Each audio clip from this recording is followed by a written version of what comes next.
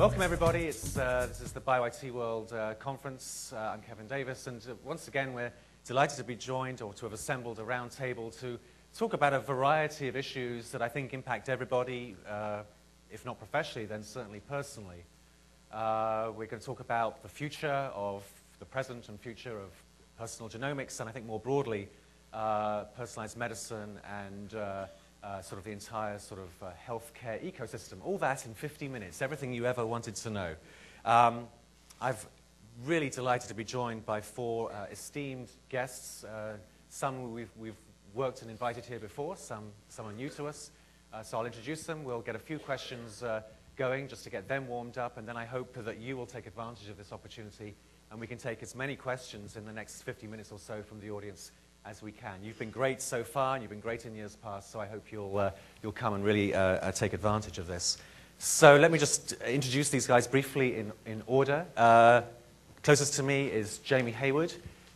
Some of you at the Best Practices Awards dinner last night heard Jamie give a really powerful talk about his work. He is the co-founder and chairman of a company based here locally in Cambridge, Mass, called Patients Like Me, and we'll talk a lot more about that in a few minutes.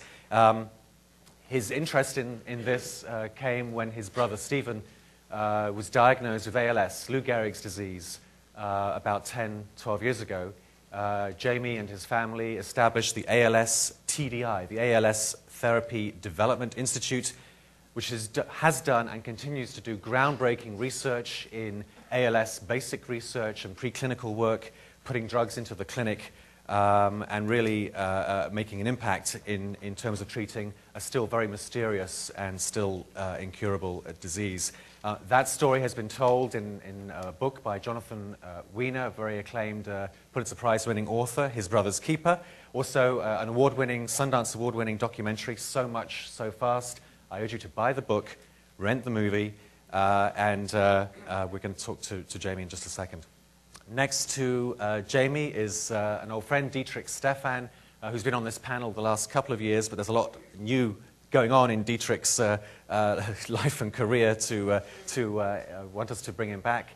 Dietrich is the co-founder of Navigenics, consumer or personal genomics company, celebrating its second anniversary of the launch of its Health Compass genetic screening service this month, in fact. And more recently, he is the founder of the Ignite Institute for Individualized Health, and I certainly want to hear a bit more about that and the plans for that very exciting institute. Next to Dietrich is Kari Stephenson, former keynote speaker here at BioIT World. Ironically, the first and almost only European to escape the volcano in his local land of Iceland. Kari is, of course, as you well know, the founder of Decode Genetics, a company that has just emerged from declaring bankruptcy towards the end of last year as a new, leaner and meaner genetic research firm, and we'll hear more about their plans going forward, and it's great to see Kari back here in Boston. Last but not least is Dan Vorhaus. In case we have any argy-bargy on the panel here, we've brought a lawyer along just to mediate the proceedings. Dan Vorhaus Esquire is an attorney with Robinson, Bradshaw and Hinson, and if you're scratching your head thinking, what the hell is he doing on this panel?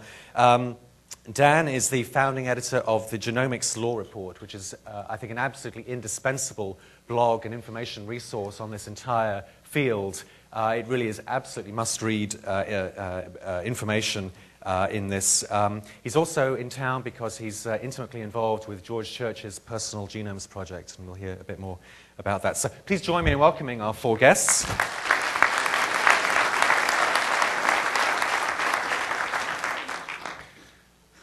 Kari, I'm going to start with you. What is up with this volcano? Please tell us what is going on. And this volcano actually has erupted several times in history. In 1821, in 921, and 500. This is a relatively large eruption now, the ones that has caused the ashfall in Europe. It is adjacent to another volcano that is much more powerful called Katla. when that erupted in 1785, it caused climate change and failing of crops both in Europe and the United States. So this is a serious stuff. However, we were wise enough to direct our volcanoes towards others, not towards ourselves. So I could I could easily fly from Iceland to here the other day, while some of my friends were trapped in England, in Ireland, in France, etc. Well, but it's a bit scary. It's a bit scary. Reassuring to know this is just a baby volcano by Iceland's standards. It's sort of a teenager. Yeah. So I mentioned that Decode has had a pretty turbulent time in the past year. I think its issues with it are well known, but you have emerged from bankruptcy. This is the first opportunity I've had, certainly, to hear about how things are going. Decode has and continues to do absolutely phenomenal research, as we all know, in genetics, not only of rare diseases, but of common diseases. You have a diagnostics division. You're also putting drugs into the clinic, and obviously some of those activities have had to be, originally when we founded Decode in 1996, the goal was to use genetics to develop diagnostic instruments. And at that time, simply the technology didn't exist to reliably make discoveries that you need to turn into diagnostics. And you could argue that the company was founded about 6 years too early. And during these 6 years, we collected some sort of legacy problems, we collected some debt. And then what sort of toppled us over was when Lehman Brothers went bankrupt and went away with significant amount of our money. During these difficult times, we continue to do research, and actually I'm very proud of the people in the company. They continue to do phenomenal research even during the most difficult of time. We have now emerged out of Chapter 11. We have shared the drug discovery resources. The drug discovery, in many ways, the entry into drug discovery was a way to deal with the fact that it was impossible to put together diagnostics from the resources, from the technology that we had then. But now we have shared those resources. We are focused on diagnostics. We are putting together individual diagnostics for individual diseases, a pharmacogenomic test. We launched the first sort of consumer genomic service that was launched, and that is still out there. We are entering into a new phase in our discovery that's going to be based on sequencing of whole genomes. And because of our understanding of the structure of the Icelandic population, we only need to sequence genomes of about 2,500 Icelanders to be able to impute the sequence of the entire nation down to a frequency of about 0.1%.